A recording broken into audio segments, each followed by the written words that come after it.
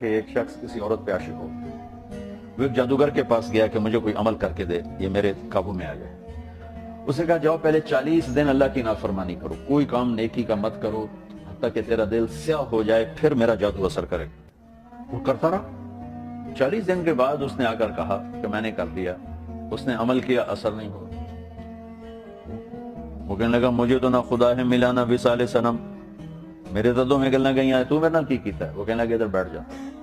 سوچ 40 دن میں کوئی نیک کام کیا؟ کہنے لگا کوئی نہیں کیا۔ کہ میں نہیں مانتا، یہ ہو ہی نہیں سکتا۔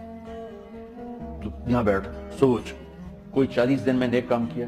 وہ سوچتے سوچتے سوچتے کہنے لگا اور تو کچھ بھی یاد نہیں، جا رہا تھا راستے میں پتھر پڑا تھا، میں نے ایک طرف کر دیا، کسی کو ٹھوکر نہ لگی۔ تو جادوگر کی ہائے نکلی کہ لعنت ہے تجھ پر کہ تو ایسے کریم رب کا نافرمان ہونا چاہتا ہے جس نے ایک چھوٹی سی نیکی پر تیرے ایمان کو سلامت رکھا۔ میرا جادو چلتا ہی اس وقت ہے جب ایمان رخصت ہو جائے۔ تو توبہ کرو، میں کلمہ پڑھتا ہوں۔